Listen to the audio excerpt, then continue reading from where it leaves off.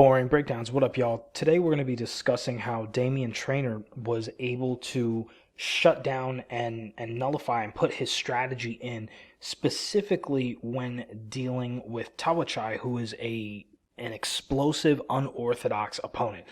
So this is going to be part one. In part one, we're going to be discussing some of the non-striking based strategies that were put in, and fair warning, there's going to be some very boring things. If you guys are looking, a lot of folks ask me like, oh, what are some cool drills I can do and things like that. I don't have cool drills, and I bet if you were to ask Damian based on this fight, I wouldn't imagine that he'd have too many cool drills for you either. But we're going to see some very, very basic fundamental things that kept Damian out of trouble and was able to let him put his plan into play. So let's start with this first sequence.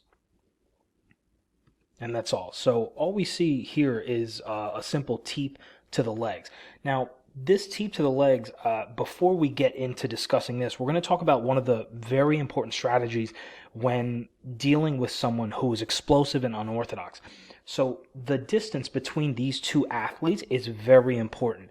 Because you're dealing with an athlete who can very quickly sprint forward and touch you with shots, you need to make sure that you are in control of the distance. And generally, especially if someone is more explosive than you, you want a little bit more range between you and the other athlete. This is where this low teep comes in. Now, another thing is you do not want to have to throw very committed tools unless you really are confident that you're in a good position, because as a counter, this fast athlete can touch you. So this teep to the legs is a perfect starting tool. As we can see, this is the beginning of round one to dictate the distance. Let's look at what it does to Tawachai. So here the teep comes up. It's going to make contact just at the knee or just above the knee here. Now, this is a matter of 1 or 2 inches, but let's look at how this forces Tawachai back here, making just the tiniest bit more range, and also serves as a mental block, hey, for Tawachai, like, hey, if I come forward, I'm going to have to deal with that straight tool potentially banging against my knee. Here we see Damian throw another low commitment tool that is amazing at dictating that distance and giving you a little bit more room. Here he is going to start with this jab. Notice Tawachai is going to pull back, and then he takes a step back and resets his stance. Now look at the distance between the two athletes, again dictated by Damian. Damian is going to step forward, and Tawachai is going to respond to the step. Again, look, still plenty of space. Damian is able to see Tawachai's response with this left kick. He's able to scoop and then immediately counter with a low kick of his own. Let's run through that one more time.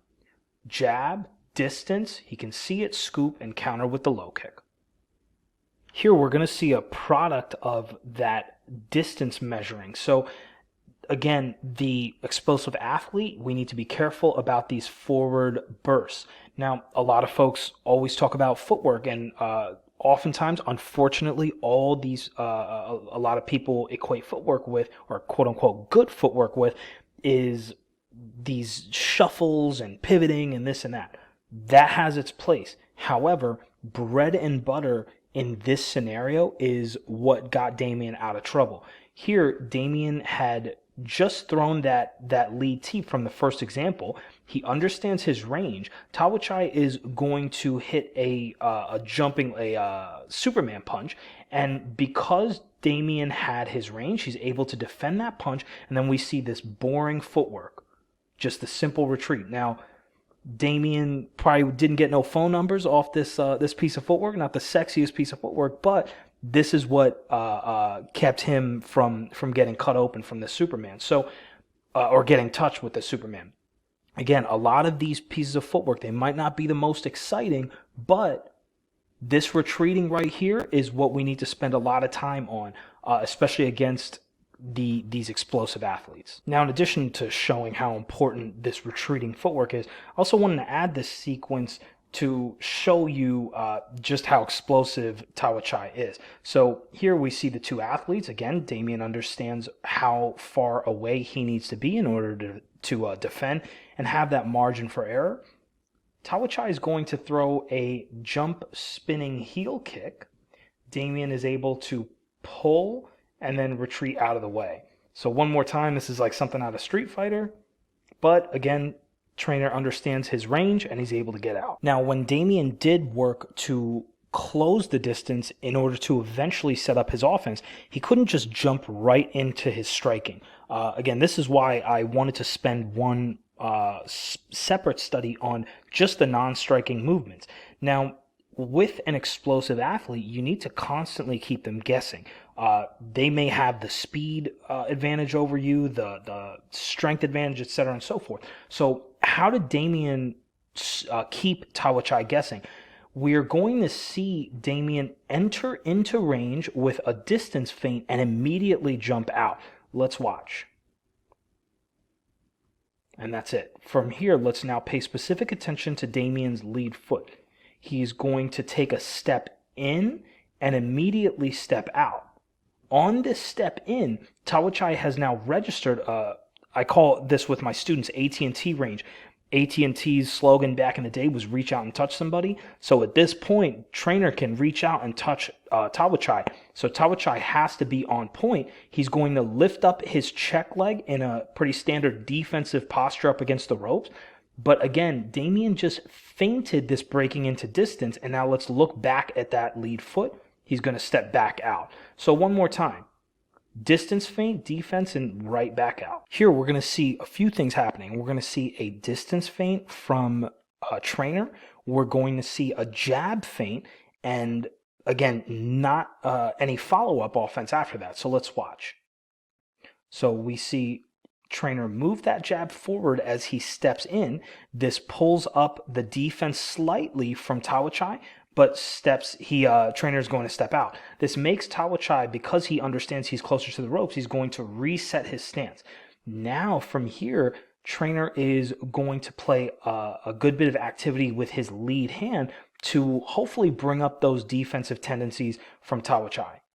So we see a jab feint, another further extension of the jab to touch that glove, and again, Tawachai bites. No real offense from trainer, but again, we see that heavy lead leg lift and that defensive posture. And again, from here, because trainer didn't come in, Tawachai knows that he's trying to plan something. He has to reset his stance. Let's watch that one more time.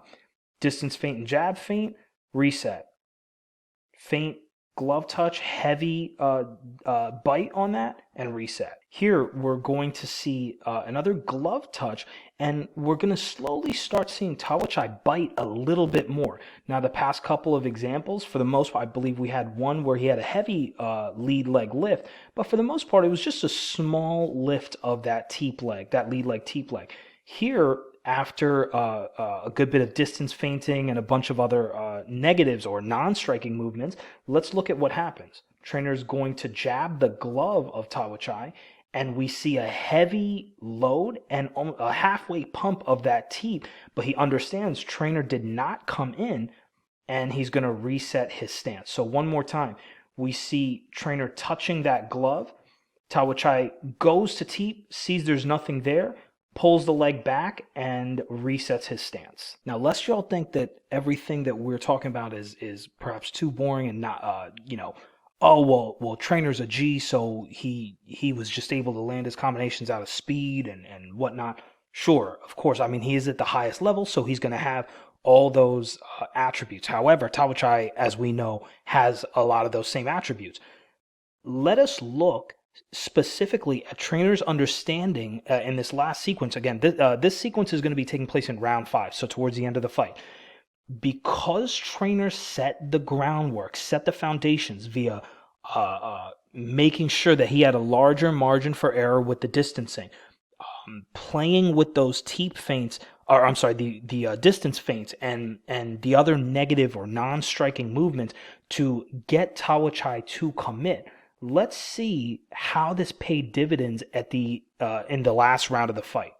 So I'll play this sequence one time through.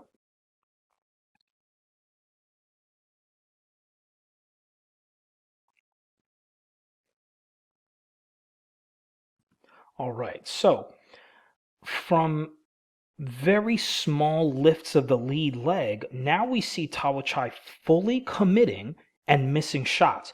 More importantly, we see how well trainer understands his distance because he hardly moves to defend. So let's watch one more time. So we see the stalking forward. With my students, I call this bucket footwork. It's like your rear foot is in a bucket of concrete and you're dragging it along with you. And this is often used to push someone back against the ropes. So we see a heavy distance feint here. He can take these liberties because he's had 4 rounds now of testing Tawachai's reactions, and he knows more than likely Tawachai is going to bite on this, and we see a heavy bite. Notice how high that teep leg is lifted up in the defensive posture. Tawachai continues backwards, bucket footwork forward. But from here, with this forward stalking, trainer still understands his distance. When Tawachai goes to throw, he simply pulls that knee back. The kick whiffs. We see an off-balance Tawachai up against the ropes. Continued stalking, we see another kick. And just a slight retreat of the leg.